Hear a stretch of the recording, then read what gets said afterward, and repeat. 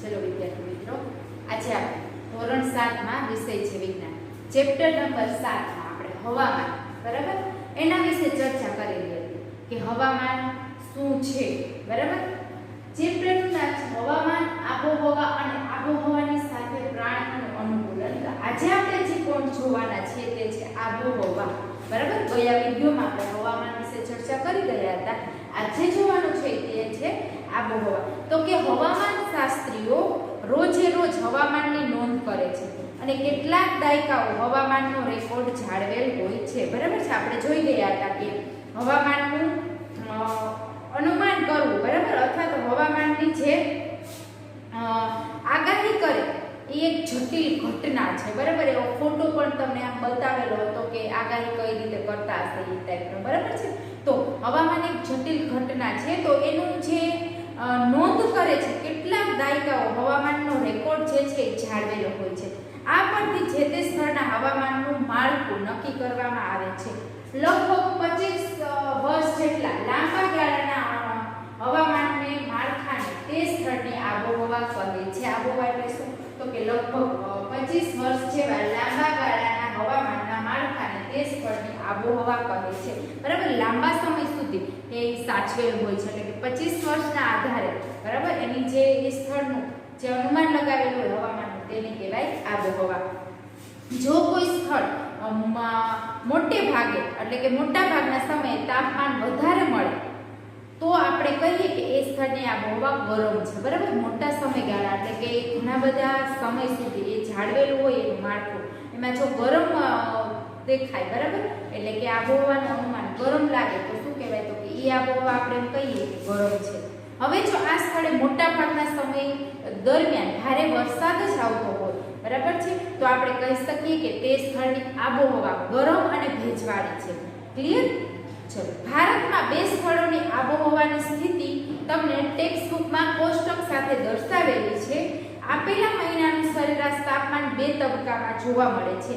પ્રથમ તો આપણે મહિના દરમિયાન નોંધાયેલા તાપમાનનું સરેરાશ તાપમાન જોવા મળે છે, અને બીજું ઘણા વર્ષો દરમિયાન તાપમાનની સરેરાશ ગણતરી કરીએ છીએ, જે સરેરાશ તાપમાન દર્શાવે છે. આપેલા 2 સ્થળો એટલે કે શ્રીનગર, જમ્મુ કાશ્મીર અને કેરેલામાં આવેલું તિરુવનંતપુરમ, બરાબર, તે બેની માહિતી આપેલી છે કે શ્રીનગરમાં જોવો જોઈએ તો કે જમ્મુ કાશ્મીરમાં આવેલું જાન્યુઆરીમાં રોજનું ન્યૂનતમ તાપમાન અને મહત્તમ તાપમાન, બરાબર, અને સરેરાશ વરસાદ દાખલા તરીકે જાન્યુઆરીમાં 57 mm, ફેબ્રુઆરીમાં 65 mm, બરાબર, પછી માર્ચમાં 99 mm, એપ્રિલમાં 88 mm, મેમાં 72, જૂનમાં 37, જુલાઈમાં 49, પછી ઓગસ્ટમાં 70, સપ્ટેમ્બરમાં 33, ઓક્ટોબરમાં 36, નવેમ્બરમાં 27 અને ડિસેમ્બરમાં 43.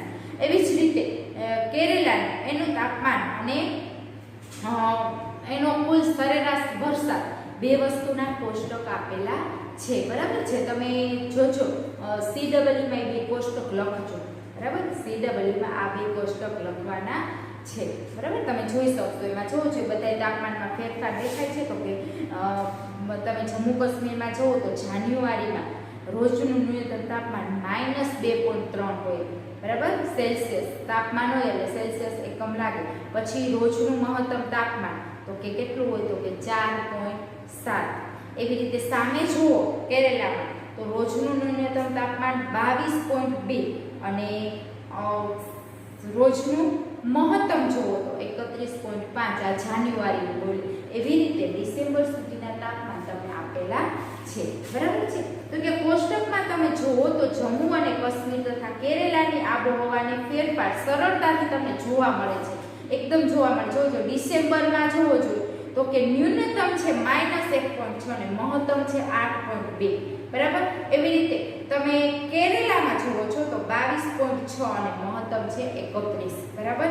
અને સરેરાશ વરસાદ તો આપણે મોસ્ટ ઓફ વરસાદની કઈ મહિનામાં હોય તો કે જુલાઈ, ઓગસ્ટ, એ બધામાં વધારે વરસાદ હોય. તો જોવો છો એમાં કેટલા mm છે? તો કે 321, 227 એટલા mm છે, અને સામે જોવો તો 37 અને 49 એવા mm છે, બરાબર. ચલો, તો કે તમે સરળતાથી બેમાં ફેરફાર જોઈ શકો છો. કેવો ફેરફાર? તો આપણે જોઈ શકીએ છીએ કે જમ્મુ કાશ્મીર કરતા કેરેલા વર્ષ દરમિયાન વધુ ગરમ અને ભેજવાળી આબોહવા ધરાવે છે. બરાબર, વધુ ગરમ અને ભેજવાળી શું કામ? તો કે વરસાદનું તમે કોષ્ટક જોવો, બરાબર, તો સૌથી વધુ વરસાદ એમાં પડેલો દેખાય છે. પશ્ચિમ ભારતના રાજસ્થાન જેવા વિસ્તાર માટે જોવા મળે છે કે વર્ષના મોટા ભાગના સમય દરમિયાન તાપમાન કેવું હોય? રાજસ્થાનમાં રણ વિસ્તાર છે તો તાપમાન કેવું હોય? એકદમ ગરમ હોય, બરાબર, એટલે કે તાપમાન વધુ હોય એટલે ગરમી હોય. પરંતુ શિયાળા દરમિયાન વર્ષના થોડાક મહિના માટે તે તાપમાનમાં શું થાય છે? ઘણું નીચું જતું જાય છે. આ પ્રદેશમાં વરસાદ ઘણો ઓછો થાય છે, જે રણ પ્રદેશની લાક્ષણિકતા આબોહવા છે. બરાબર, એની આબોહવા એવી છે કે એની લાક્ષણિકતા થાય કે અહીંયા શું થાય? તો કે વરસાદ ઓછો થાય છે, જે ગરમ અને સૂકી કહેવાય. બરાબર, એટલે ગરમી વધારે હોય, વરસાદ ઓછો હોય તો એની આબોહવા કેવી કહેવાય? તો કે ગરમ અને સૂકી. તો એક માર્કમાં પૂછાય, બરાબર, આપણને કે રણ વિસ્તારની આબોહવા કેવી હોય? તો કે ગરમ અને સૂકી. ઉત્તર પૂર્વ ભારતમાં વર્ષના મોટા ભાગના સમયે વરસાદ પડે છે. આથી આપણે કહી શકીએ કે ઉત્તર પૂર્વ ભારતની આબોહવા ભેજવાળી છે. બરાબર, ચલો આબોહવાનું આટલું ક્લિયર. હવે આવે છે વાતાવરણ અને અનુકૂલન. તો કે બધા સજીવો પર આબોહવાની ઊંડી અસર થાય છે. બરાબર, પ્રાણીઓ જે પરિસ્થિતિમાં રહેતા હોય તેમાં જીવન માટે અનુકૂલન સાધે છે. જે પ્રાણીઓ અતિશય ઠંડી કે ગરમ આબોહવામાં રહેતા હોય તેઓ સખત ઠંડી કે ગરમીમાં બચવા માટે ખાસ વિશેષતાઓ ધરાવતા હોય છે. જે તમે ધોરણ 6 ના 9મા ચેપ્ટર અનુકૂલનની વ્યાખ્યા એમાં આપણે આ ભણી ગયા છીએ. પ્રાણીઓની ખાસ વિશિષ્ટતા કેવી છે અને તેની ટેવો તેમને બધી પરિસ્થિતિમાં અનુકૂલન થવા માટે મદદરૂપ બને છે. બરાબર છે, ચલો. તો કે કોઈ પણ અનુકૂલન સાધી લે છે. એકદમ ગરમ પ્રદેશમાં કોઈ પ્રાણી રહે છે કે કોઈ એકદમ ઠંડા પ્રદેશમાં પ્રાણી રહે છે તો એનામાં કઈ એવી વિશિષ્ટતા હોય. શું? તો કે ઈ એવા વાતાવરણ અને એમાં બંધ બેસી જાય એવું અનુકૂલન સાધી લે છે. બરાબર, હવે પ્રકરણ 9માં ભૂમિ પર હવામાન તથા આબોહવાની અસર. આના પછી ચેપ્ટર નંબર 9માં આપણે જોશું કે હવામાન અને આબોહવાની અસર વિશે ત્યારે ભણશું. બરાબર, અહીં આપણે આબોહવાની પ્રાણીઓ પર થતી અસરનો અભ્યાસ કરવાનો છે. પ્રાણીઓ ઉપર શું અસર થાય એના વિશે જોવાનું છે. ભૂમિ ઉપર શું થશે આગળના ચેપ્ટરમાં આપણે જોશું. બરાબર, હવે તમે આગળ જોઈ ગયા છો કે નિવાસસ્થાનને અનુલક્ષીને તેમના અનુકૂલન વિશે આપણને પરિચિત છીએ. આબોહવાની પરિસ્થિતિના આધારે પ્રાણીઓનું અનુકૂલન આપણે ધ્રુવ પ્રદેશમાં બરાબર ધ્રુવ પ્રદેશમાં તથા ઉષ્ણકટિબંધના વર્ષાવનમાં રહેતા પ્રાણીઓની જ ચર્ચા કરશું. નામ મુજબ ધ્રુવ પ્રદેશો પૃથ્વીના ઉત્તર ધ્રુવ તથા દક્ષિણ ધ્રુવ નજીક આવેલા પ્રદેશો છે. Canada, Greenland, Iceland, Norway, Finland, USA, બરાબર, અને રશિયાનો સાઇબિરિયા એ બધા જાણીતા ધ્રુવ પ્રદેશના નજીકના પ્રદેશો છે. આ પ્રદેશના નામ યાદ રાખવાના. સ્વાધ્યાય પોથીમાં ક્વેશ્ચન છે ધ્રુવ પ્રદેશની નજીકના પ્રદેશોના નામ જણાવો. બરાબર, ભારત, મલેશિયા, ઇન્ડોનેશિયા, બ્રાઝિલ, બરાબર, કેન્યા અને નાઇજીરિયા વગેરે ઉષ્ણકટિબંધીય વર્ષાવનના ઉદાહરણો છે. આ બે વસ્તુના નામ અલગ અલગ દેશના નામ આપણે યાદ રાખવાના છે. તમને એસએસમાં આવતું હશે કે દુનિયાનો નકશો, બરાબર, એમાં ધ્રુવ પ્રદેશોને અને ઉષ્ણકટિબંધીય પ્રદેશોને અલગ અલગ કલરથી દર્શાવે. બરાબર, કે જેથી ખબર પડે કે કઈ જગ્યાએ કઈ વસ્તુ આવે છે. બરાબર, તો આ વસ્તુ તમે કરી શકો. ચલો, એના પછી આવે છે ધ્રુવ પ્રદેશો. બરાબર, ધ્રુવ પ્રદેશો એટલે શું? ચલો એમાં જોઈએ. ધ્રુવ પ્રદેશ એ ચરમ આબોહવા ધરાવતો પ્રદેશ છે. આ પ્રદેશ બરફથી આચ્છાદિત હોય છે અને ત્યાં વર્ષના મોટા ભાગના સમયગાળામાં ખૂબ જ ઠંડી પડે છે. ધ્રુવ પ્રદેશના 6 મહિના સુધી સૂરજ આથમતો નથી અને 6 મહિના સુધી સૂરજ ઉગતો નથી. શિયાળાની ઋતુમાં એનું તાપમાન -37°C સુધી નીચું હોઈ શકે છે. ત્યાં રહેતા પ્રાણીઓના વિકટ પરિસ્થિતિમાં સાથે અનુકૂલન સાધી લીધું છે. ધ્રુવીય રીંછ તથા પેલ્વીના ઉદાહરણ વડે તેઓ કેવી રીતે અનુકૂલન સાધી શક્યા તે જોઈએ. ચલો, હવે આપણે સામાન્ય ઠંડી હોય તો પણ આપણે શું થાય તો કે ઘણાને એકદમ ઠંડી ચડી જતી હોય. બરાબર છે, એકદમ ઠંડી લાગતી હોય કે જેના લીધે આપણે બીમાર પડતા હોય.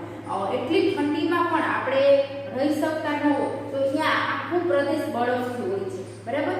ત્યાં પ્રાણીઓનું અનુકૂલન કેવું સાધતા હશે તો આપણે ધ્રુવીય રીછ અને પેંગ્વિન, બરાબર. હવે આ બેના ઉદાહરણો દ્વારા કે આ અહીંયા પ્રાણીઓમાં કેવી વિશિષ્ટતા હોય એવા ઠંડા પ્રદેશમાં પણ તે રહી શકે છે, બરાબર. તો આપણે એના વિશે જોશું. તો કે ધ્રુવીય રીછ પોતાના શરીર પર સફેદ વાળ ધરાવે છે, સફેદ વાળ હોય માટે તે બરફની સફેદ પૃષ્ઠભૂમિમાં સહેલાઈથી નજરે પડતું નથી. જો આખા ધ્રુવ પ્રદેશમાં બરફ હોય, બરાબર, તો ધ્રુવીય રીછ છે એ પણ સફેદ હોય કે જેનાથી સફેદ બરફ સાથે સંગઠિત થઈ જાય તો એ દેખાતું નથી, બરાબર. આ એના શિકારીઓથી એને બચાવે છે.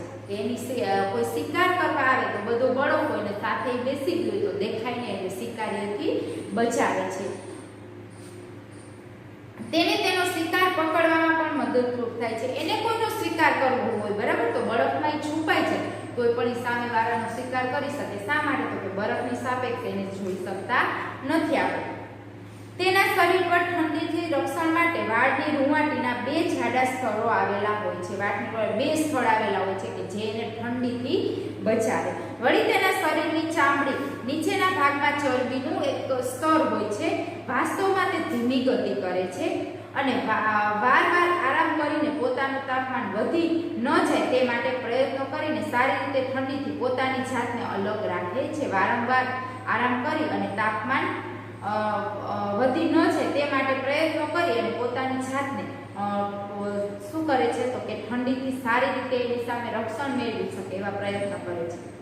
ગરમીના હુંફાળા દિવસોમાં તેની શારીરિક પ્રવૃત્તિઓને લીધે તેને ઠંડકની આવશ્યકતા ઊભી થાય છે. આથી તે પાણીમાં તરવાનું ચાલુ કરે છે. ગરમીના હુંફાળા દિવસોમાં શું કરે તો કે શારીરિક પ્રવૃત્તિઓને લીધે એને ઠંડી આવશ્યકતા હોય, બરાબર. ઠંડા પ્રદેશમાં રહેવું હોય, જો ગરમી હોય, બરાબર, તો શું કરે તો કે પાણીમાં તરવાનું ચાલુ કરે છે. તે સારું તરી શકે છે અને તેના પંજા મોટા અને પહોળા હોય છે કે તેને કારણે તે માત્ર તરવા માટે જ નહીં પરંતુ બરફમાં ચાલવા માટે પણ ઉપયોગી હોય, બરાબર. તમને ટેક્સ્ટ બુકમાં પણ ધ્રુવીય રીછનું ચિત્ર આપેલું છે અને તમે અહીંયા પણ જોઈ શકો છો ધ્રુવીય રીછનું ચિત્ર, બરાબર. દેખાય છે બધાને? ચલો હવે શું તો કે પાણીમાં તરતી વખતે તે તેના નસકોરાને બંધ કરીને પાણીની અંદર લાંબા સમય સુધી પણ તે રહી શકે છે, બરાબર. એને શ્વાસ લે બંધ કરી દે તો પણ એ થોડા સમય એટલે કે વધારે સમય સુધી એમાં રહી શકે છે.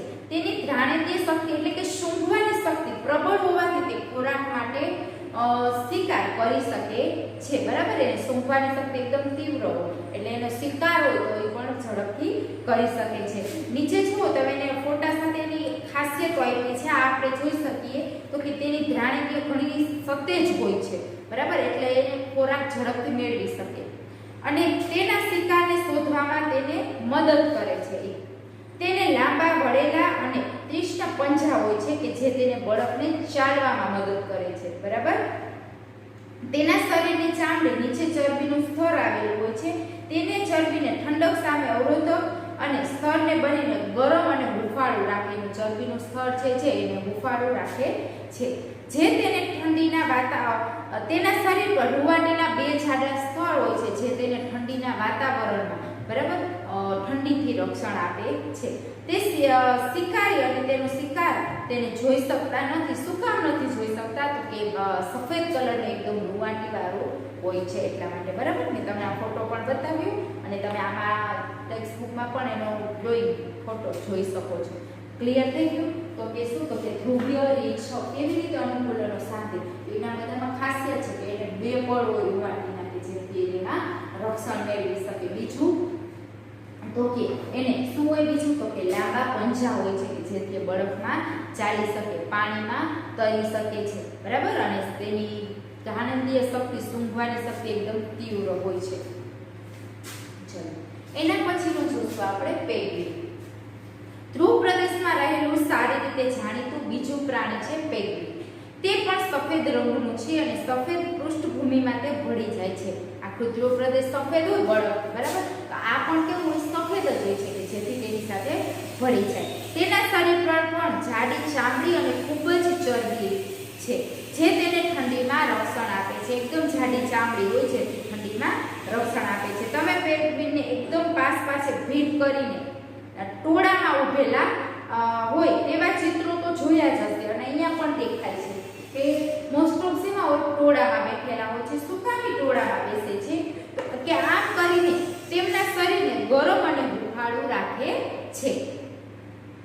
યાદ કરો કે જ્યારે માણસો વડે ગીચોગીચ ભરાયેલો હોલમાં આપણે કોઈ માણસો ભેગા થયા હોય અને એકદમ બધા માણસો ભેગા થાય તો શું થાય તો કે આપણને એકદમ ગરમી લાગે ને એમ થાય કે બધા બહુ ભેગા થઈ ગયા છે તો ગરમી લાગે છે, બરાબર. તો આ લોકો પણ એવું જ કરતા હોય છે પેંગ્વિન કે એકદમ ભીડમાં બેસે કે જેથી તેને ઠંડીથી રક્ષણ મળે અને થોડીક ગરમી આમ મળે. ધ્રુવીય રીંછની જેમ પેંગ્વિન પણ સારી રીતે તરી શકે છે. તેનું શરીર ધારારેખીય અને ત્વચાના પડદાથી જોડાયેલ પગ ધરાવે છે જે તેને સારા તરવૈયા તરીકે બનાવે છે, બરાબર. એના પગ ઝૂમ કરીને સરસ આપેલા છે ટેક્સ્ટબુકમાં.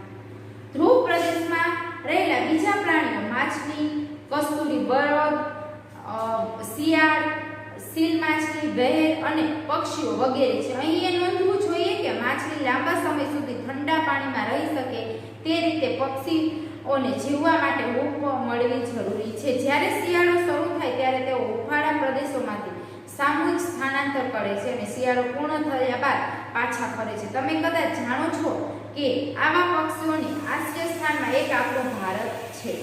ચલો હવે તો કે તમે બીજા ઘણા બધા પ્રાણીઓ એવા છે કે આપણે આ બે એક્ઝામ્પલ દ્વારા જોયું, પણ બીજા ઘણા બધા પ્રાણીઓ છે કે જે ધ્રુવ પ્રદેશમાં રહેતા હોય. એમાં ઘણી બધી માછલીઓ પણ હોય છે, બરાબર. તો એ બીજા પક્ષીઓ પણ હોય છે, બરાબર. પ્રાણીઓ હોય તો ઘણા બધા પક્ષીઓ અને પ્રાણીઓ એવા છે કે ત્યાં એકદમ ઠંડી પડે ને તો એ સ્થાનાંતર કરે, બરાબર. આપણે કેમ ઠંડો વિસ્તાર હોય કે કંઈ એવા વિસ્તારમાં રહેતા હોય, બરાબર. હવે દાખલા તરીકે નીચાણવાળા વિસ્તારમાં આપણે રહીએ છીએ, બરાબર. તો એકદમ વરસાદ આવે તો આપણે સ્થાનાંતર કરવું પડે. શું કામ તો કે પાણીનો પૂર આવે, બરાબર. એટલે માટે આપણે બીજી જગ્યાએ જઈએ. તો આવા જે પ્રાણીઓ છે ધ્રુવ પ્રદેશમાં તો બહુ ઠંડી પડે ને ત્યારે એ લોકો સ્થાનાંતર કરતા હોય છે અને એનું આશ્રય સ્થાન બીજે જતા હોય છે, બરાબર છે. એમાં આશ્રય સ્થાન માટે ઘણા બધા પક્ષીઓ એવા છે કે જે આપણા ભારતમાં આવે છે, બરાબર. કે ત્યાંથી બહુ ઠંડી પડી શિયાળામાં તો અહીંયા આવતા હોય, બરાબર. પાછું ઋતુ ચેન્જ થાય, વાતાવરણ અનુકૂળ આવે તો પાછા અહીંયાથી ત્યાં જાય છે, બરાબર. તો આશ્રય સ્થાન લેવા માટે ભારતમાં આવે છે ને કેવી રીતે એ અહીંયા આવે છે અને અહીંયા અનુકૂલન સાધી શકતા નથી એટલા માટે અહીંયા આવતા હોય છે, બરાબર છે. તો એ બધી ચર્ચા આપણે આના પછીના વિડીયોમાં કરશું, બરાબર. અત્યારે અહીંયા સુધી રાખીએ. આપણે આબોહવા વિશે જોયું, વાતાવરણ અનુકૂળ જોયું અને ધ્રુવીય પ્રદેશો વિશે જોયું, બરાબર. હવે પછીના વિડીયોમાં આપણે આના પછીનું ચર્ચા કરશું. અહીંયા સુધી રાખીએ અત્યારે.